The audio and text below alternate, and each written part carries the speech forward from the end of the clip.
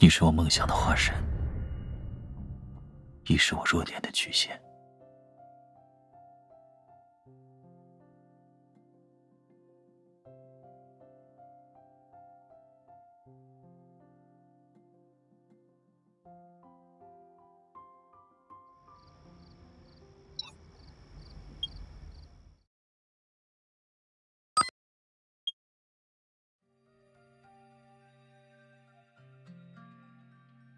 开始拍了吗？啊，稍等。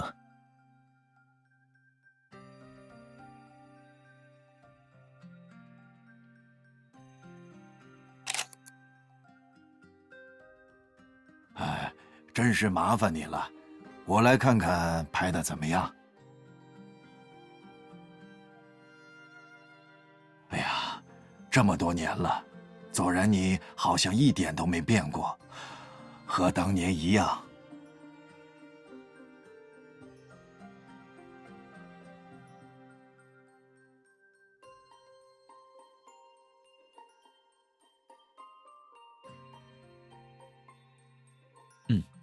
白老师从业时间相当长，和不少法律人有过交集。我刚成为初级律师那会儿，为了获得独立出庭资格，曾受过他的关照。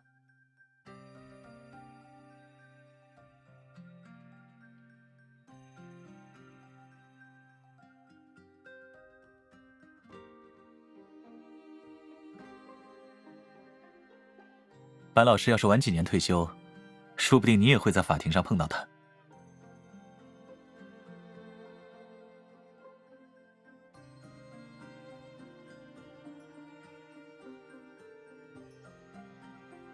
哎，你们大老远过来一趟，还带了这么贵重的礼物。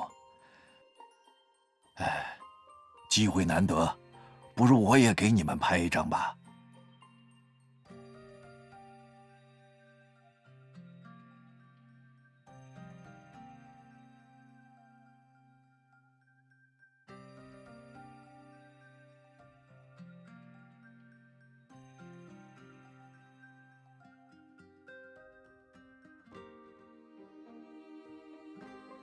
哦，那就麻烦你了。再坐过来一点，不然就拍不到你了。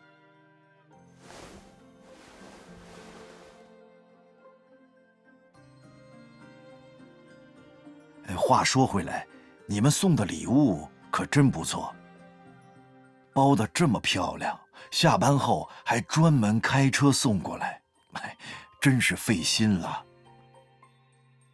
是我们该做的。您过去悉心教导过我，现在怎么感谢都不为过。感谢啊。哎呀，你们的好意我心领了，但这礼，我不好收。作为曾经的司法工作者，有些事我绝不会做。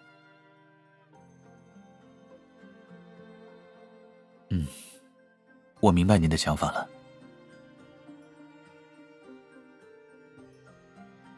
您放心，购物记录我已经处理好，没人知道我今天来过这里。毕竟，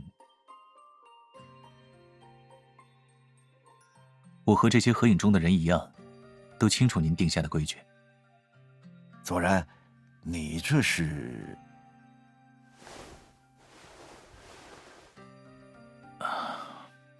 说实话，我并不想麻烦您，可有些事，现在只有您能帮我们了。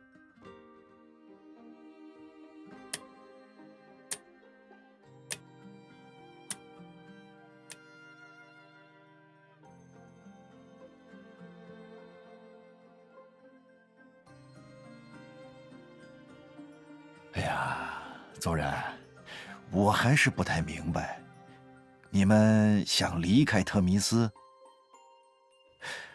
可我不是你们律所的人，你把这些拿给我看，也没什么意义呀。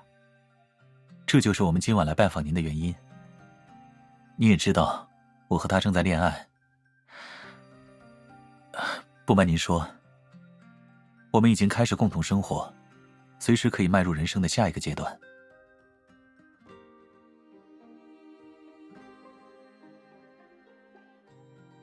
如果继续和他待在特密斯，维持上司和部下的关系，虽然现在平安无事，可未来谁都无法保证不会有特殊情况发生。与其让他承受不安，时刻注意避嫌，不如干脆趁机带他离开。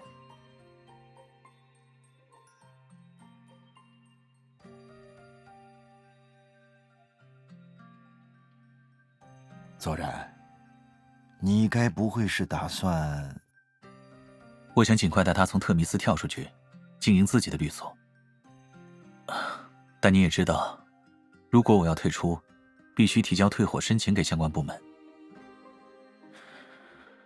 仅凭我一人，根本无法走完那些流程，所以我才会向您寻求帮助。尽快退伙？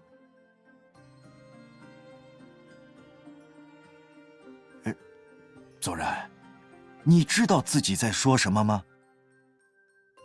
这根本就不合规。就算我出面说情，稍有不慎，如果不是因为走投无路，我也不会这样求助您。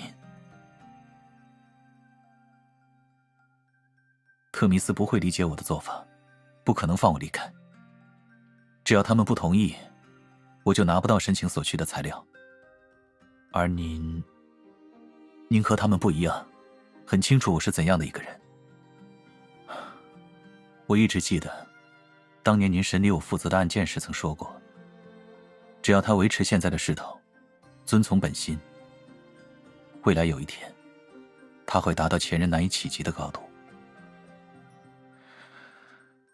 您德高望重，现在只有您能帮我绕过那些障碍，推进申请流程。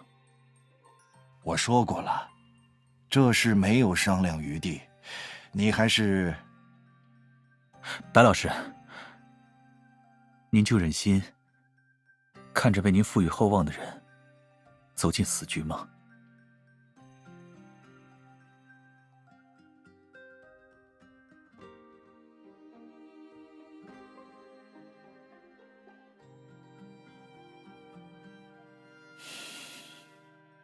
我想办成这件事，只是为了身边的人，也是为了自己。只要是我认定的事，无论付出什么代价，我都会去做。以前就是这样，现在同样如此。我从来没有变过。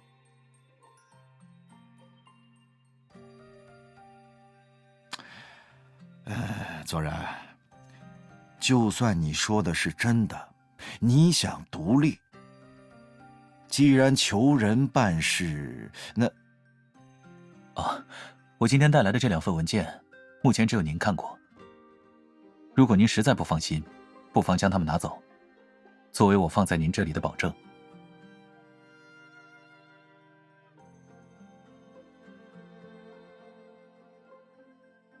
你呢？你又是怎么想的？我现在可不只是在帮左然的忙，你也愿意为了和爱人开启新生活，承担风险吗？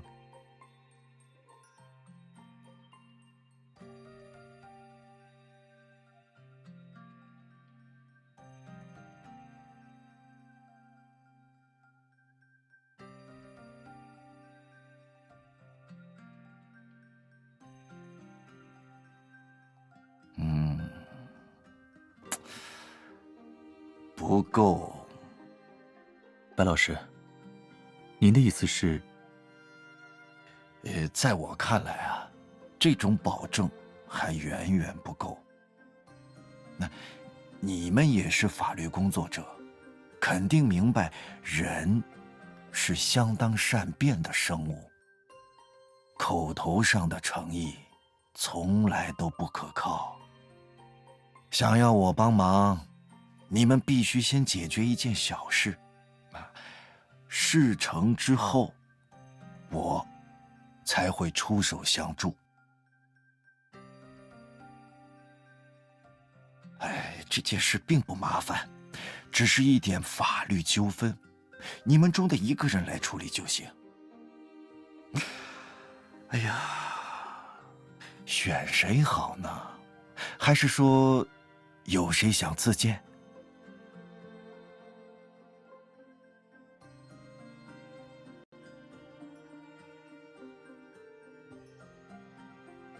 白老师，还是交给我吧。毕竟提出求助的人是我，而且我经验更丰富，不是吗？哎，我就知道你是有担当的人，不可能躲在别人后面。那么接下来，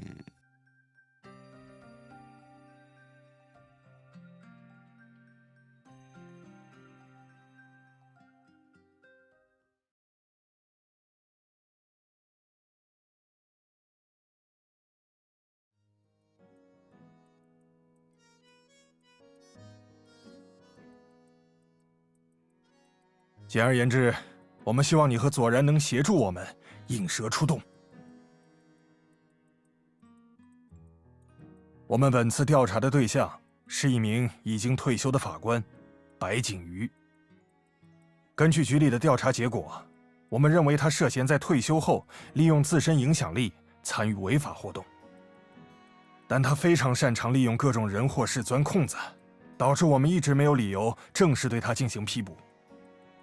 考虑到该案的紧迫性和严重性，为了尽快突破调查瓶颈，我向局里上报了一份提案。提案的大致内容是发展线人接近白景瑜，引他露出马脚。这份提案已经被特批，而最合适的线人，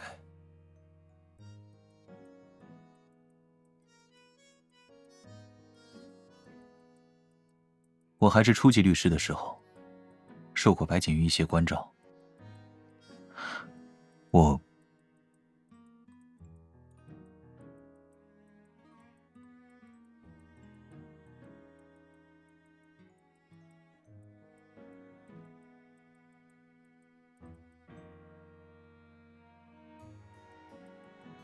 说实话，即使我能靠过去的交情接近他，也很难在短时间内取得信任。所以不如主动示弱，让他觉得我可以被掌控，甚至被利用。而我能想到的弱点，就是你。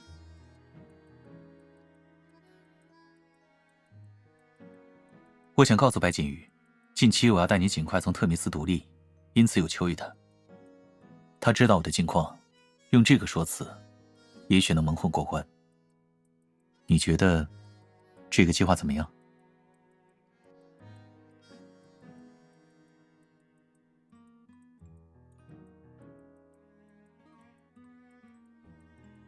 因为还是换个方案吧，没必要牵扯太多人。白景瑜的事，我自己来查也可以。既然你这么说，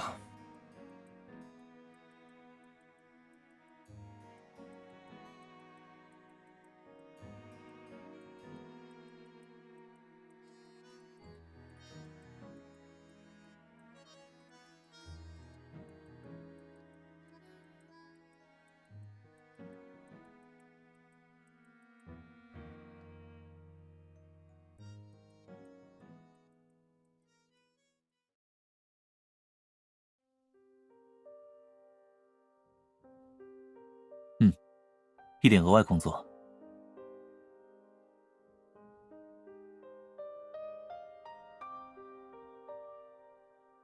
为了给你们接触白景瑜创造条件，警方会先一步行动。特别调查组的一名成员会假扮自由记者，散布和白景瑜有关的负面消息。一旦爆料引起他的注意，他很可能会像以前那样，找一个熟知法规且不敢贸然背叛的人，为他处理劣迹，让警方查无可查。你们的任务就是在他去找别人前，抢先成为为他做事的人。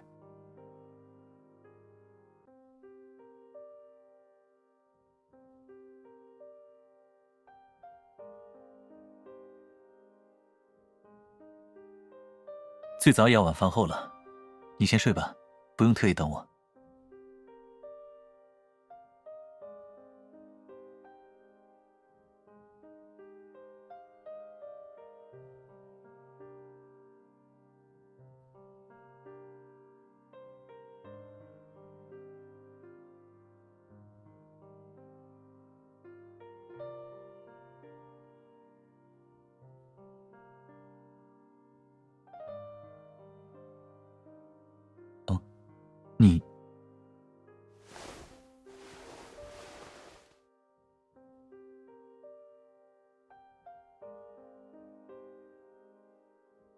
吓到你了吗？看你一直在发呆，我只好先行一步，完成我们的每日约定了。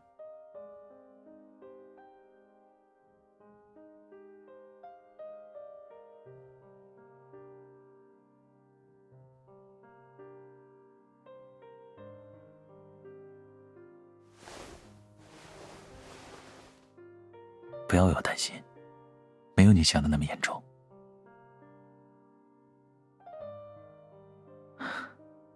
这是刚才那个吻的意思。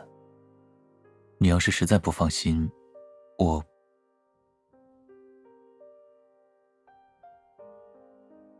尽量早点回来。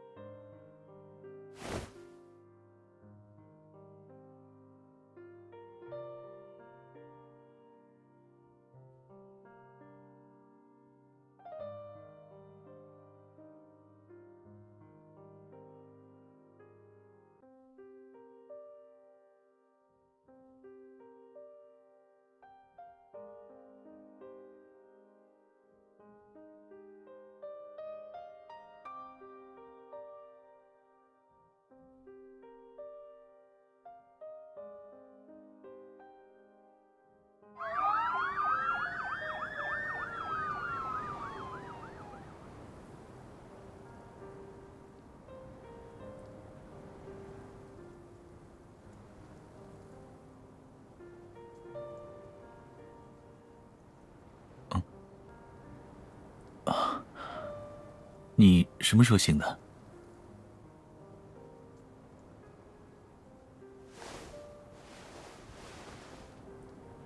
别，外套有点脏，有味道。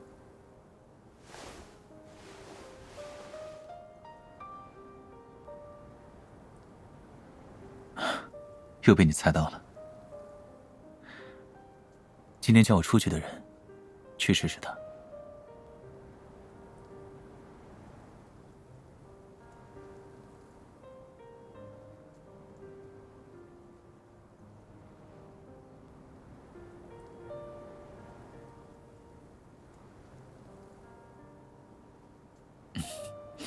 既然选择当线人，我自然对一些事有心理准备。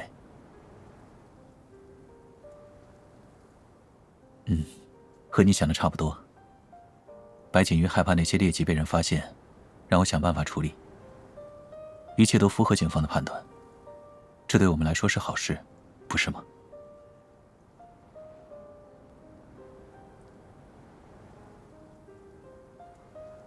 说回你最初的问题，你别紧张，我们今晚只是在聚餐。白锦瑜说了好多过去的趣事，还给我看以前的照片和视频，有些我都快忘了。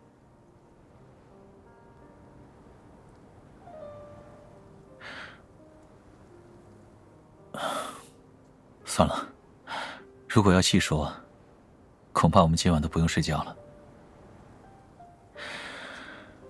你先回去吧，小心着凉。我再待一会儿，消消食。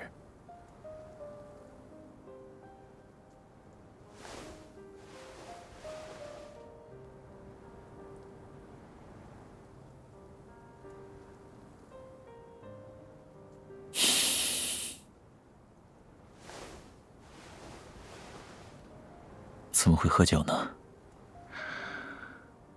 我当时还想和你约好了，要早点回来。可那个人一直拽着我，说个不停。他说我一点没变，还是过去那个好孩子，烟酒不沾。是啊，从那时起，我就一点没变过。可是，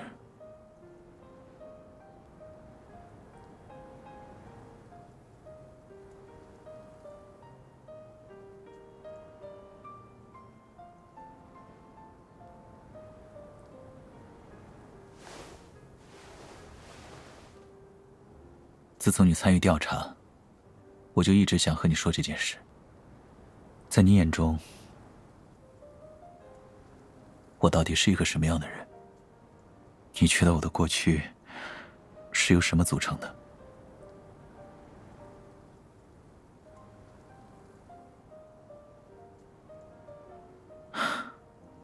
其实远远不止那些，荣誉和嘉奖只是过眼云烟。真正对我的过去产生影响，让我铭记至今的事物，其实是一次相当混乱的突发事件。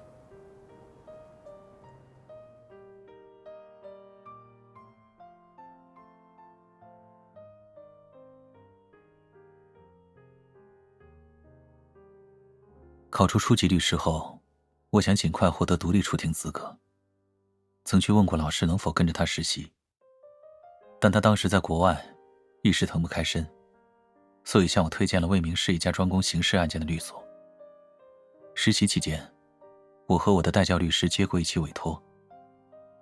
被告当时广受舆论指责，针对他的论战，直接波及到了相关律师。在媒体笔下，我们被描绘成不可理喻的疯子，为了博名利，愿意给那种人渣辩护。我的代教律师身体本来就不好，再加上心理压力，终于到出庭那天，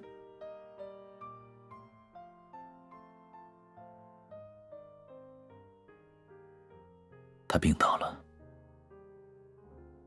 前一秒还叫我给他资料的人，突然栽倒在地上。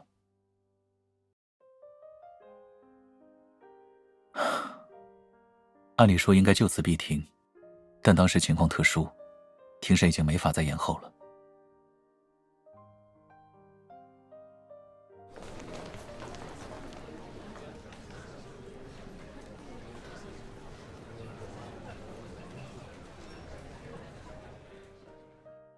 一边是被抬上救护车的律师，一边是孤立无援的委托人。把这种选择交给一个第一次上庭的年轻律师来做，未免太残酷了。我向法官提出，由我继续为委托人辩护。是啊，我还没说完，对面的检察官就拍着桌子叫我闭嘴。他说如果再说一个字，就让我从这里滚出去，永远别想当律师。面对那种威胁，我当时居然完全没考虑自己的安危，而是在想，如果连我也什么都不做，还有谁会站出来？只要站上了法庭，有些事无论付出什么代价，我都必须坚持到最后。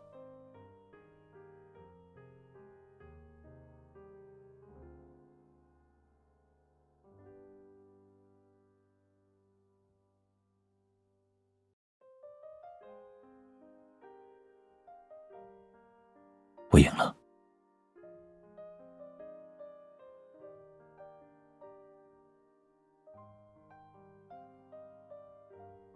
法官讨论过后，考虑到我持有初级律师证，破例允许我发言。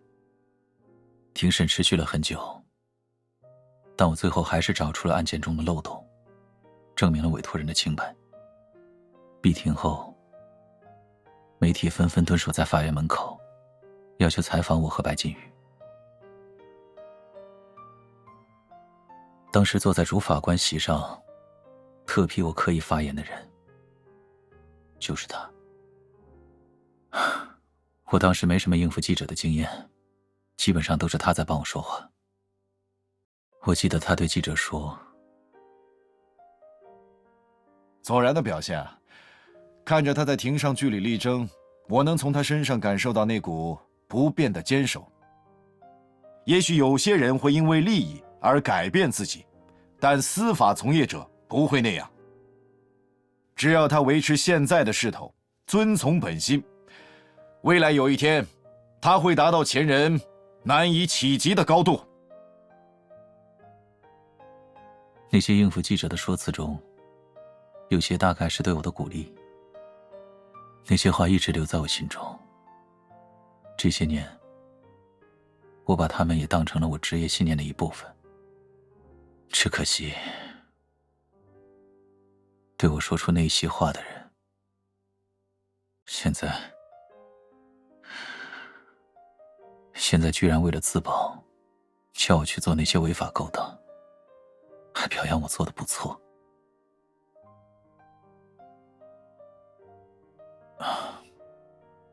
喂，我们都在。啊，左然，抱歉这么晚打过来。关于近期的调查，我们这边有了重大进展，想和你们商量一下后续安排。最好能当面谈，你们大概什么时候有空？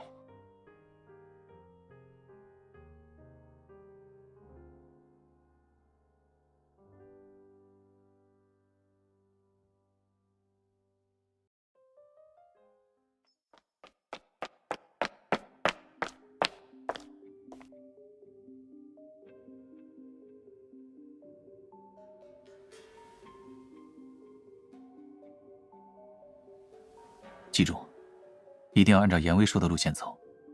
万一发现自己被跟踪，立刻联系我。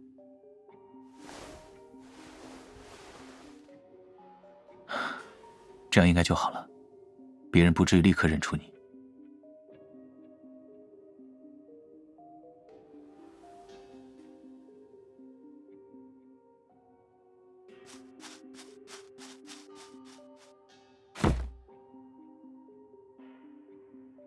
你怎么来的这么早？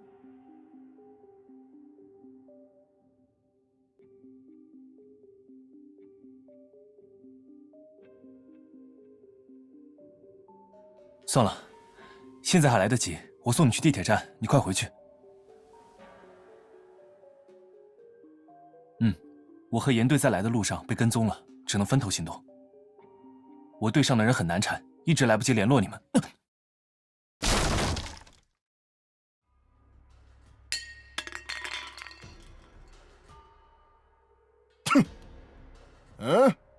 怎么不继续说啊？我很难缠，然后呢？快走！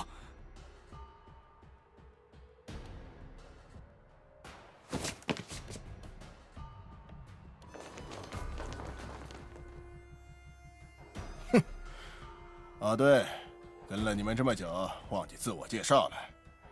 我叫大哥，这一带都归我管。最近有人联系我说，有个记者逃到这附近。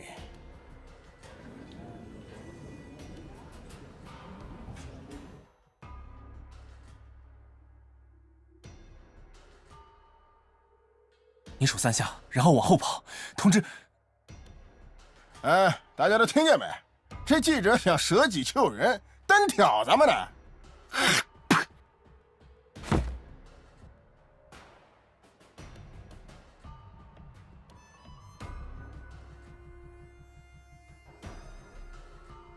哼，以为演警匪片，想得挺美。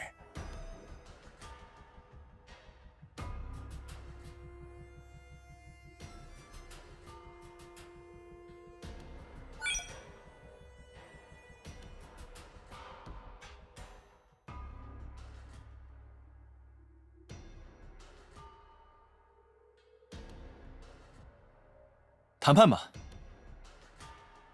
他说的对，我也受够东躲西藏了。东西可以给你们，只要……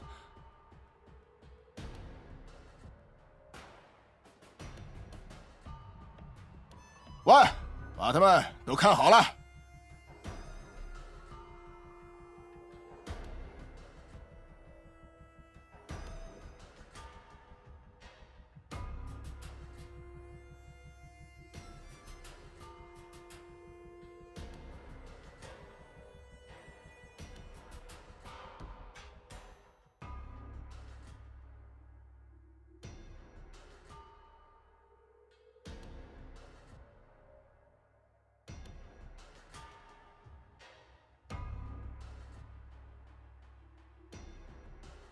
来了来了，这就给您开门。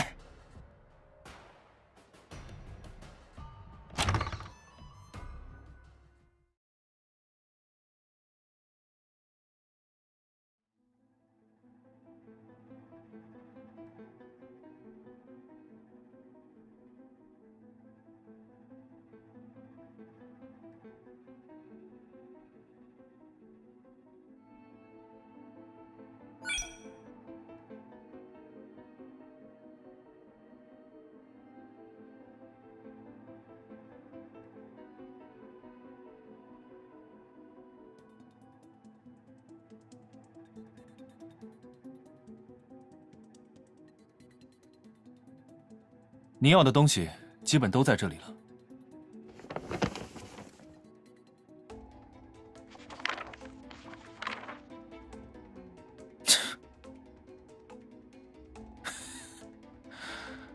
你们该不会认为这点垃圾就能把人打发了吧？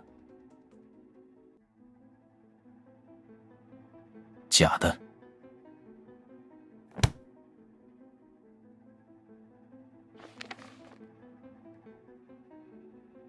你觉得我什么没见过？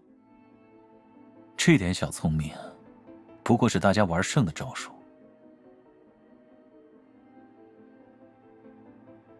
交换？听上去你们调查了不少，该不会连我都查过了吧？所以拿这些来应付我。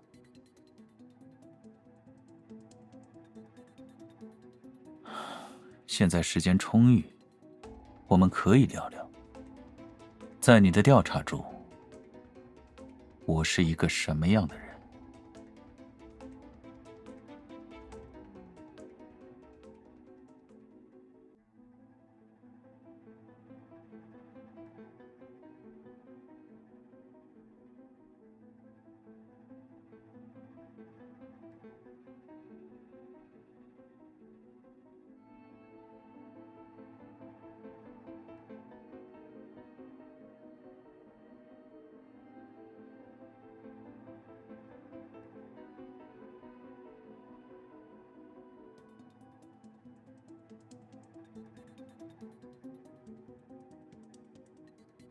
只有一些。那其他的，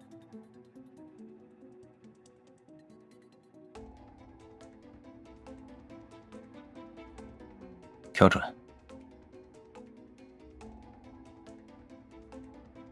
当着所有人的面挑出真文件，然后走过来，递到我手里。只要有一步做错，接下来会发生什么，可就无法保证了。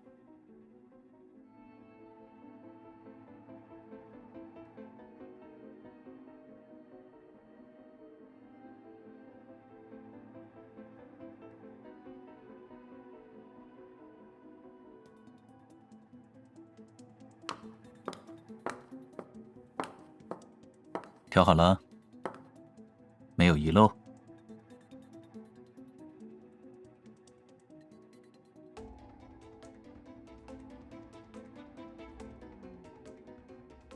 趴下！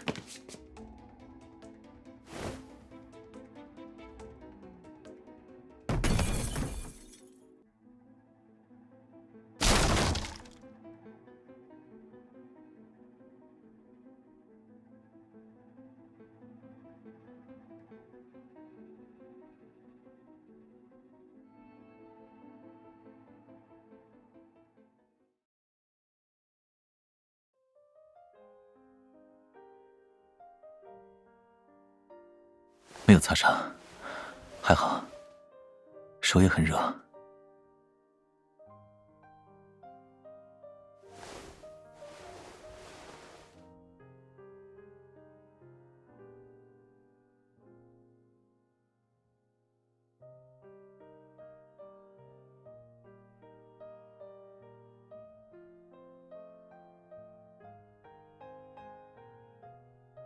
刚才我不只是在紧张，还意识到了一件事。原来在那种环境下，我居然能在短短几秒内完全变成另一种人。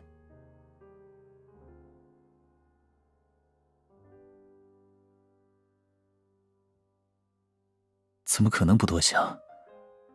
我对你说了那种话，做了那种事。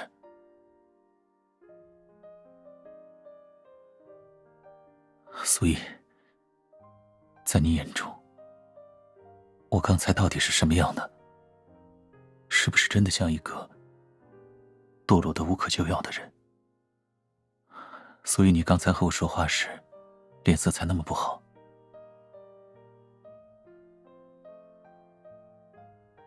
你能告诉我你的想法吗？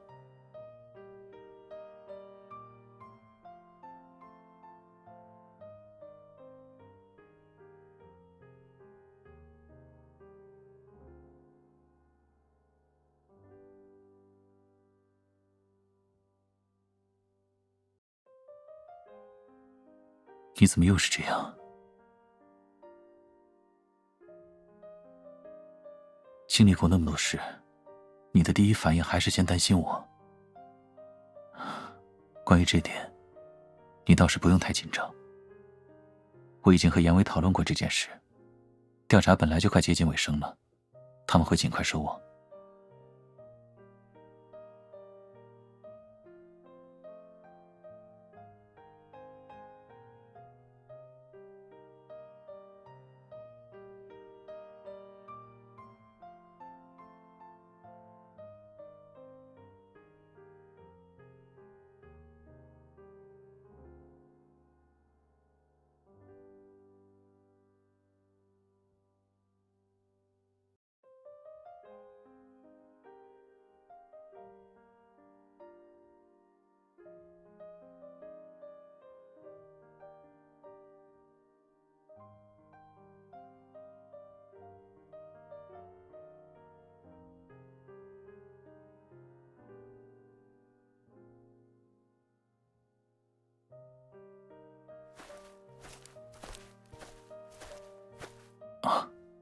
那是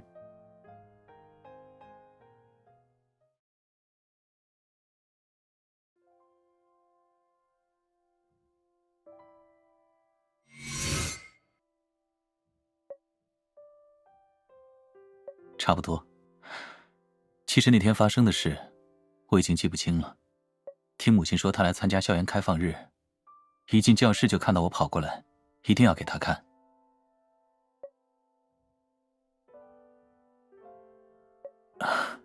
你应该也认出来了吧？我别在胸前的徽章到底是什么？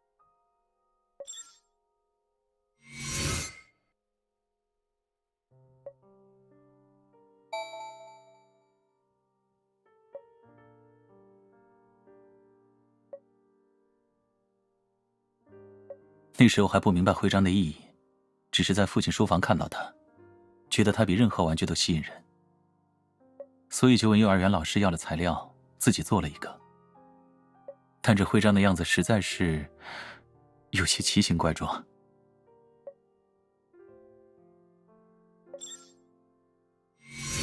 你还记得吗？之前我很晚回家，你来露台找我。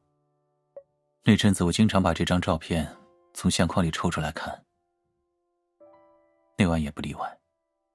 当时看到你过来，我下意识的就把它藏起来了。现在想想，应该早点给你看的。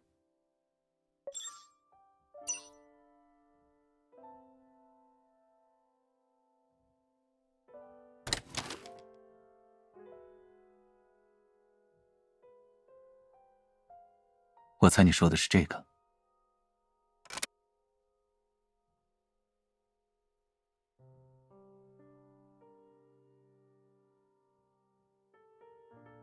当年赢下那场刑事诉讼后，律师协会就把它颁给了我。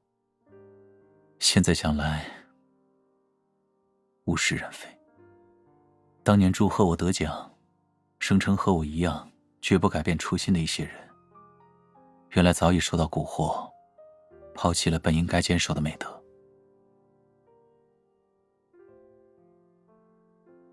看到那种变化，心里怎么可能毫无触动？你应该早就察觉到了，我为了将他们绳之以法，不得不学着像他们一样做事，亲身体验那种由善到恶的变化，就好像从白天突然闯进黑夜，周围的一切变得无比混沌，让人难以捉摸。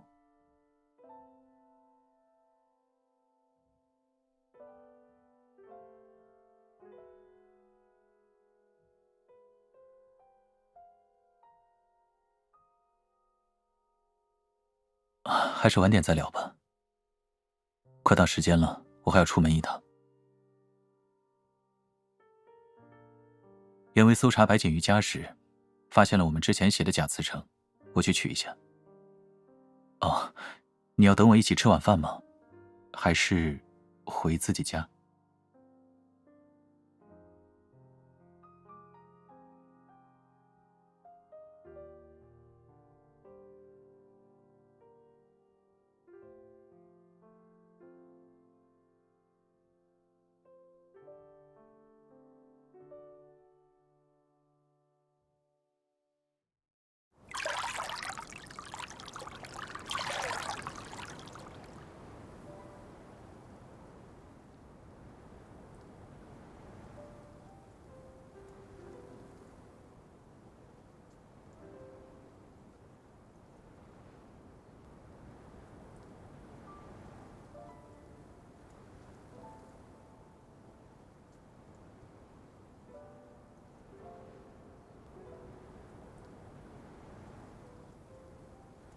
法官讨论过后，考虑到我持有初级律师证，破例允许我发言。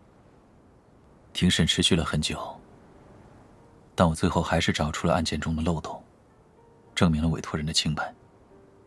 闭庭后，媒体纷纷蹲守在法院门口，要求采访我和白锦瑜。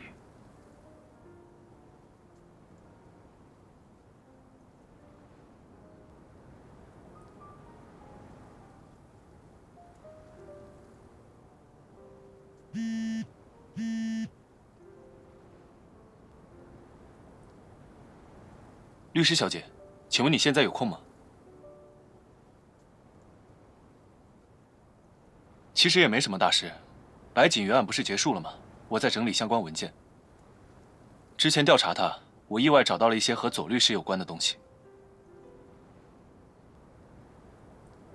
你别担心，左律师从没参与过那些犯罪活动，就是一些左律师以前的照片和视频，我猜你也许会感兴趣。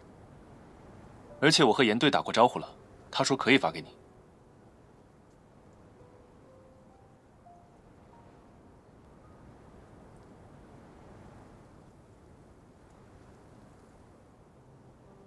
都说了，我没什么好告诉你们的，我不接受采访。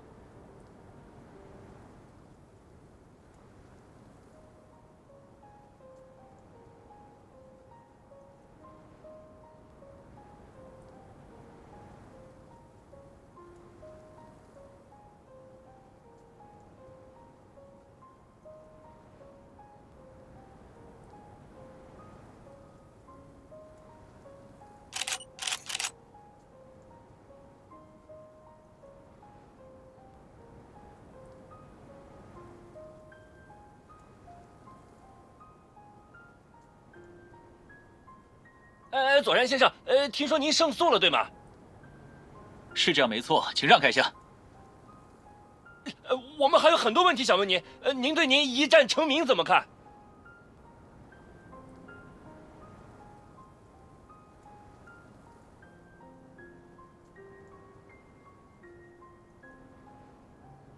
成名？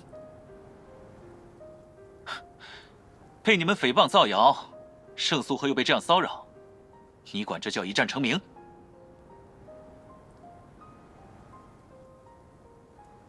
您一下子获得了这么多关注，会觉得自己抢了代教律师的风头吗？他在庭上病倒了吧？我还听说。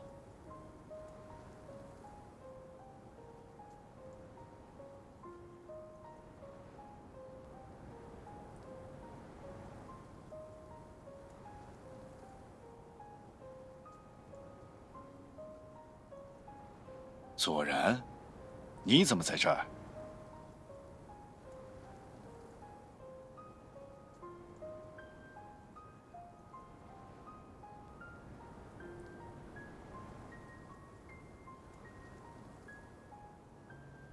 你在看什么？我好像听见……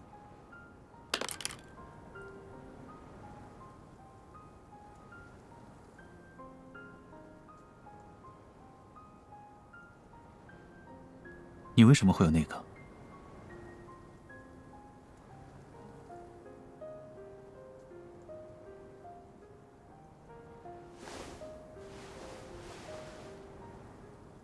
很惊讶吗？我的那段过去，非但没有你想象的那样光辉四射，还恰恰相反，发生过无法预测的意外。看到那些画面后，你的第一反应是什么？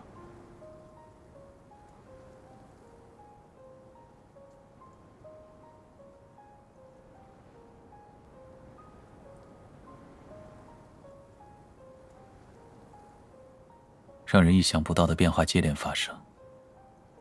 你现在觉得很混乱，对不对？混乱，混沌。我最近的感觉也是这样。可在我过去的生活中，除了视频里这一次，这种事其实是鲜少发生的。我一直都以为这样的事情离我很远，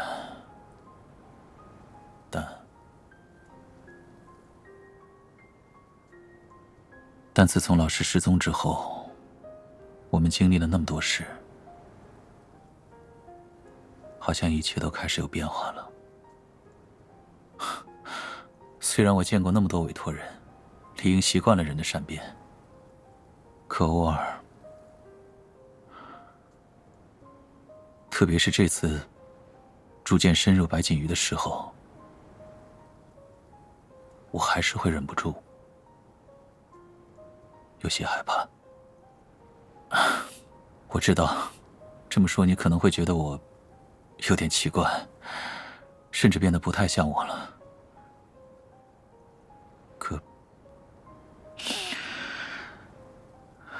可我还是忍不住会想，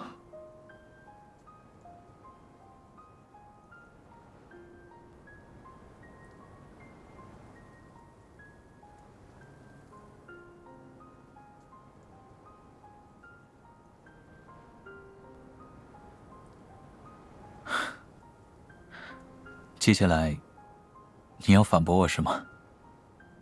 对，无论万事万物怎么变化，总有什么是始终不变的。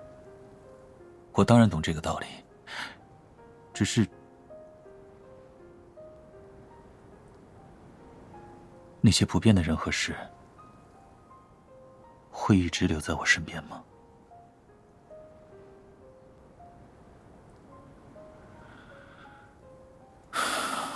你知道我刚才去取文件的时候，袁维还说了什么吗？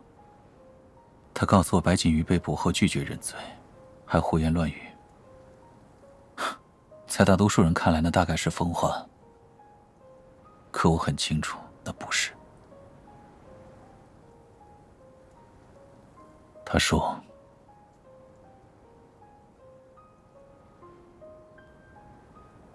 左然你好可怜呀，你注重秩序，崇尚万年不变的美德，但你的人生却又不可避免地受到这些事物影响，变化、混乱，乃至背叛。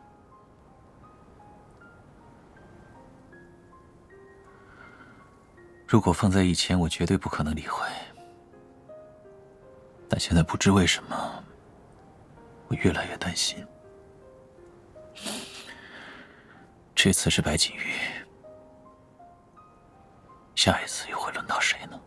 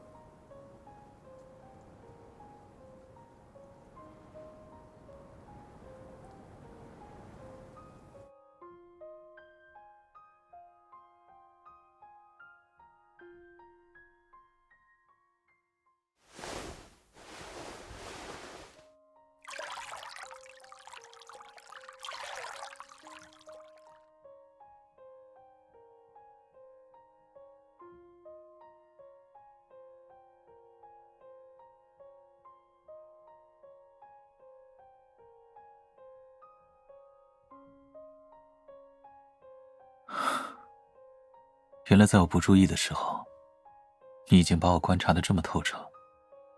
既然你也是这么想的，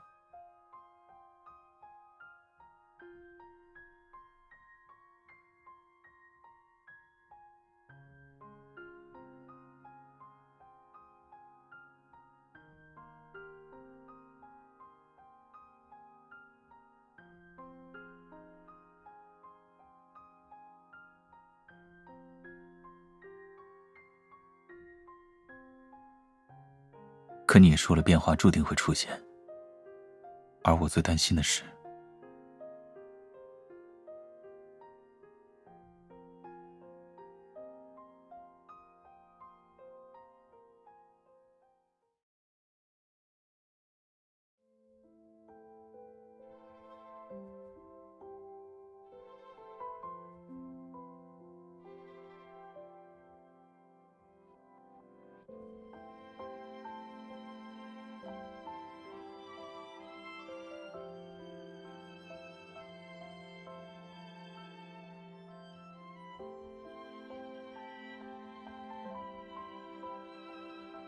未来可能发生的一切，我当然会和他一起面对。我一直记得你说的话，不仅记得，还由此意识到了一件事。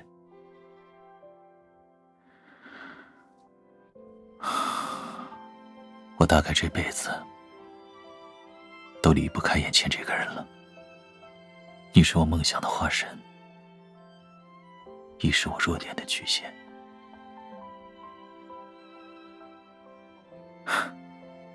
我也早就告诉过你了，不是吗？我和你一样，虽然之前编过很多谎话，但有一些是真的。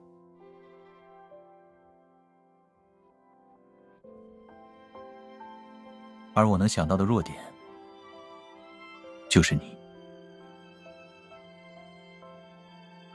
如果你坚持要和我一起走下去，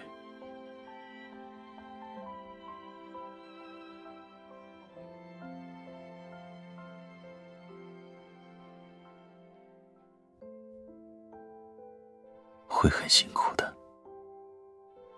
你真的准备好了吗？和我一起面对那些变化。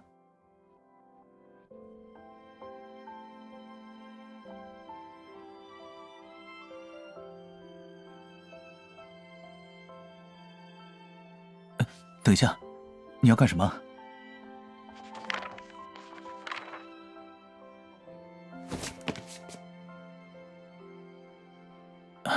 你不用动，我去把它捡回来扔掉。算了，今天的衣服应该都要替换。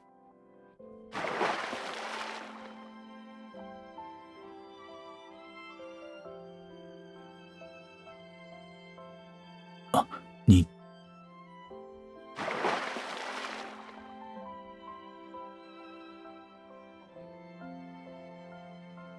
你怎么也过来了？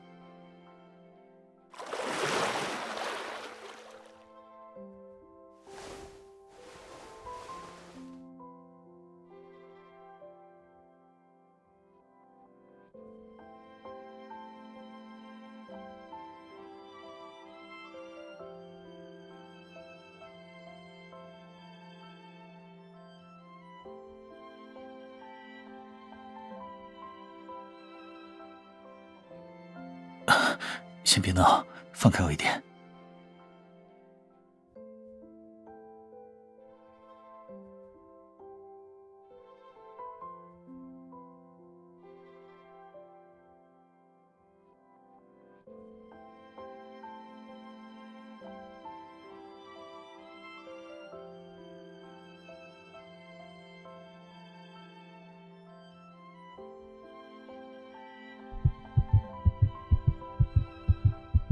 那么，你想让我接下来怎么做？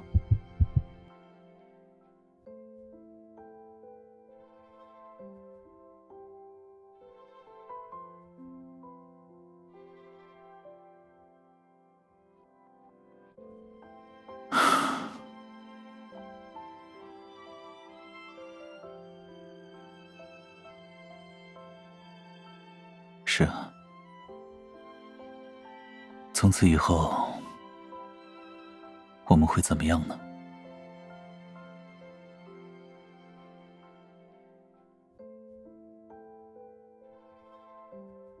在抵达最终结局前，先让我们安然度过今晚吧。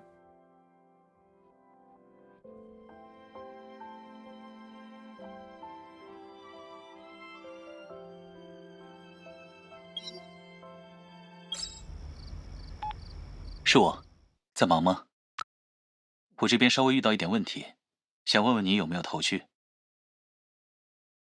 这几天我在大扫除，整理影音室时，发现有部老电影碟片不见了。就是你之前暂住在我这儿时，我们一起看过的那部。记得看完后，我们就把它放回架子上了。等等，我想起来了。啊，没什么，我知道它在哪儿了，应该是被我落在客厅了。其实把你送回家后，我又把那部电影拿出来反复看了几遍。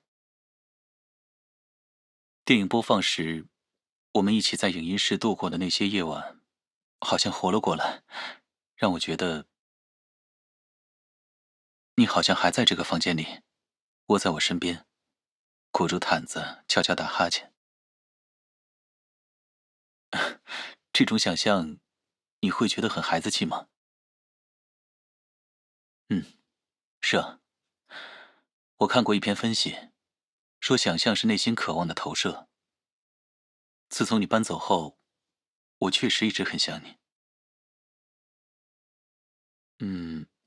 这周末你还想来我这里吗？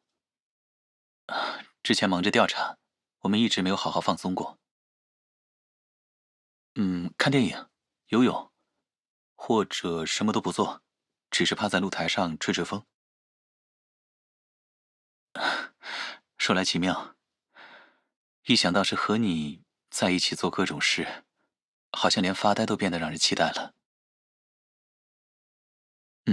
好，等这周五下班，我们一起回家。